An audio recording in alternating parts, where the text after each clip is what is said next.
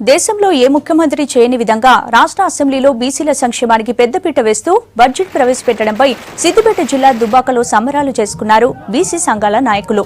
పట్టణంలో భారీ ర్యాలీ నిర్వహించి సీఎం చిత్రపటానికి పాలాభిషేకం చేశారు. టపాసులు కాల్చి స్వీట్లు పంచారు. సీఎం కేసీఆర్ కు రుణపడి ఉంటామని తెలిపారు నాయకులు.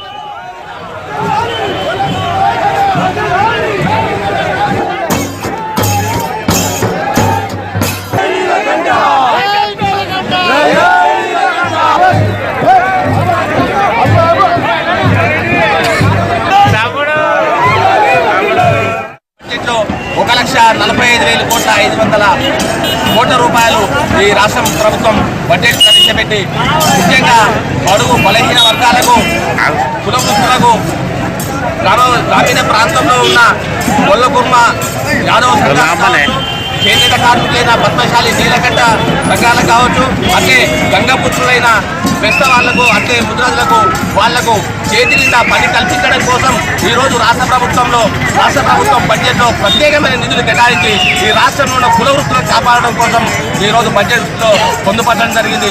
ఈ బడ్జెట్లో పొందుపరిచిన రాష్ట్ర ముఖ్యమంత్రులు చంద్రశేఖరరావు గారికి, ఆర్థిక మంత్రి ఈటల రాజేందర్ గారికి, మన రాష్ట్ర భారీ నీటిపారుదల శాఖ మంత్రులు, మార్కెటింగ్ శాఖ మంత్రులు తన్నీర్ హరీష్ రావు గారికి దుబ్బాక నియోజకవర్గ ప్రజల తరఫున ప్రత్యేక కృతజ్ఞత తెలుపుతా ఉన్నాం. నిజంగా మన కేసీఆర్ గారి నాయకత్వంలో రాష్ట్ర ప్రభుత్వం సంక్షేమ పథకాలకు పెద్దపీట వేస్తూ ఈ అడుగున ఉన్న అట్టడుగున ఉన్న ఈ వర్గాలకు న్యాయం చేయడం కోసం, వాళ్ళ కులవృత్తులను గౌరవించడం కోసం ఇవాళ బడ్జెట్లో పెద్ద మొత్తాలను ప్రవేశపెట్టడం నిజంగా ఇది ఆయనకు తెలంగాణ రాష్ట్ర ప్రజలు పేదల పట్ల ఉండే పక్షపాత వైఖరికి నిదర్శనం అని చెప్తూ